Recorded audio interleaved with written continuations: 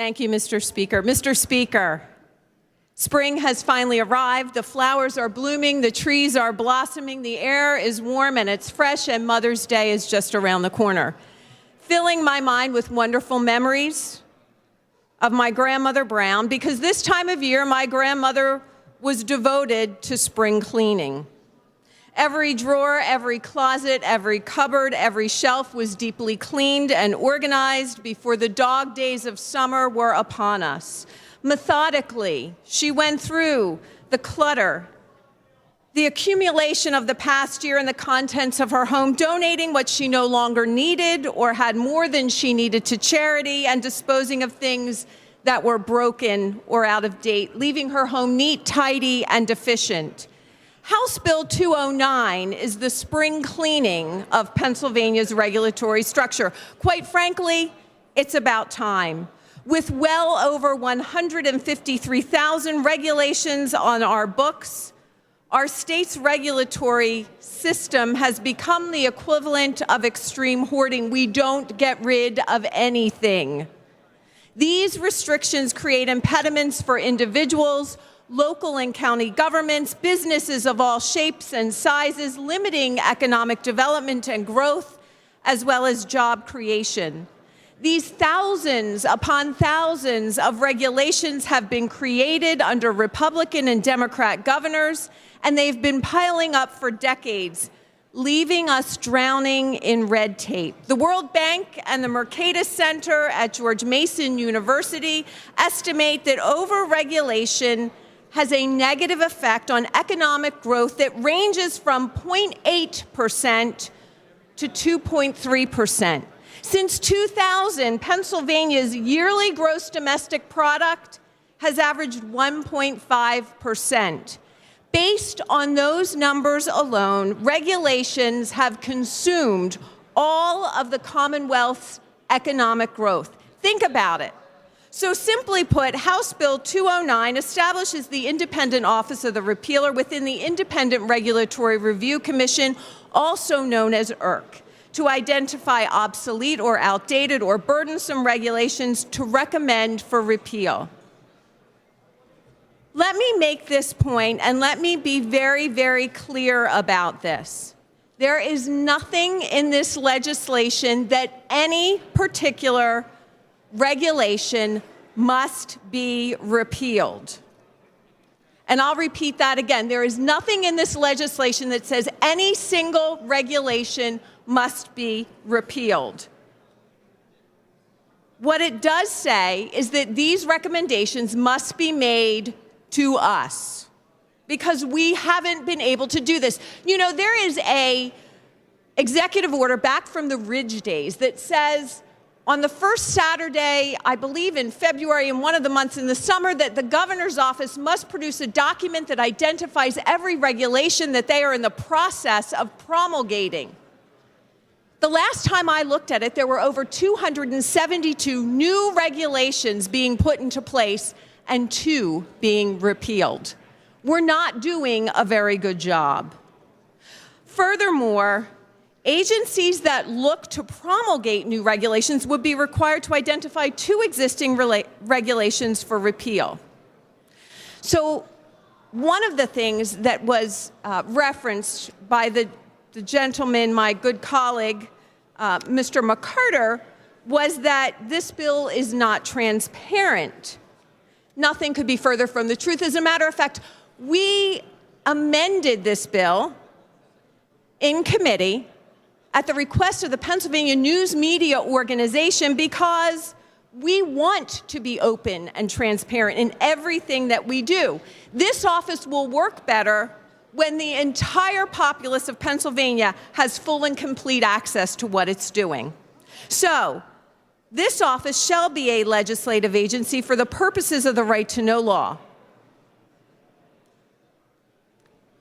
How would this office work? This office would adopt logical, quantitative and qualitative rules to determine whether an existing statute or regulation is reasonable, unduly burdensome, detrimental to economic well-being, duplicative, onerous, defective, or in conflict with another statute or regulation.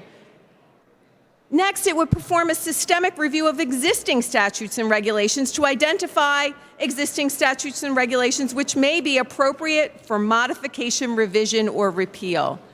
The office would also establish a system with a publicly accessible internet website that would allow the office to receive suggestions and comments, along with supporting documentation for modification, revision, or repeal from citizens, businesses, government agencies, or others, and reports on allegations of wasteful governmental practices. Additionally, it would implement a tracking system for following the progress made on any recommendation of repeal. The office will then report annually to the General Assembly on activities and progress of this independent office.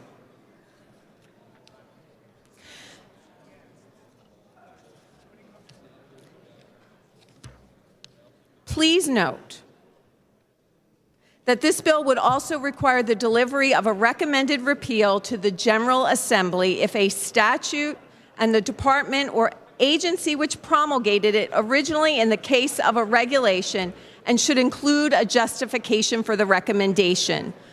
Ultimately, the responsibility lies with us, the General Assembly, and I will say it again, there is absolutely nothing in this legislation that states any specific regulation must be repealed.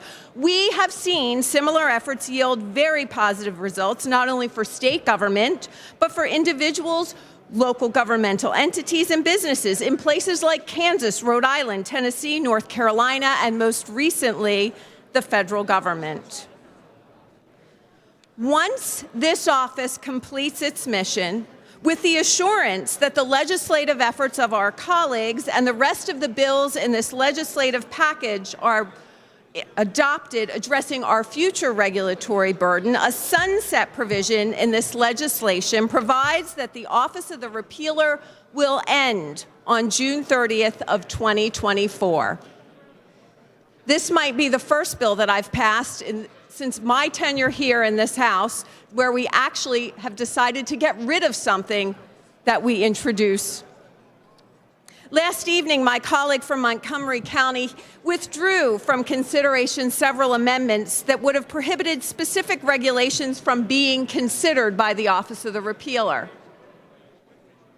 Everything from regulations regarding health care, abortion, you name it. There was one that suggested that they should amend or exempt medical marijuana regulations from consideration. And here's what I would suggest. I would suggest that exempting any regulation from examination or consideration would be a huge mistake. What if the bureaucracy didn't get it right? What if the regulations promulgated impose burdensome requirements on patients seeking relief through the use of medical marijuana? What if the regulations make the growing, processing, distribution, and sales of medical marijuana so difficult and burdensome that no company wants to engage in doing business here in the Commonwealth? Don't we want the opportunity to make it right? Don't we want to have every assurance that legislative intent is reflected in regulations? Don't we have a responsibility to the people we represent to make sure that their government works for them? Yesterday, the House and Senate Education Committees held a joint public hearing on the RAND Corporation study of the PASHE system, an independent study of our struggling state system of higher education. The report identified 5 possible options for change. Each of these options require regulatory relief, and the report identified state regulations as a significant factor in the challenges that are facing our state system of higher education. In previous hearings, the House State Government Committee examined the Susquehanna River Basin Commission. And we looked at the costs that have been incurred as a result of the overregulation by the Susquehanna River Basin Commission, the duplicative regulations between the Department of Environmental Protection and the Susquehanna River Basin Commission doing the exact same thing at huge cost, $121,000 for a municipal water well system monitoring that's already being done by DEP for a 4,000-person borough. Mr. Speaker, spring is here. Let's clean up Pennsylvania's regulatory burden. Let's empower our citizens to succeed. Let's grow Pennsylvania's economy. Please, let's pass House Bill 209.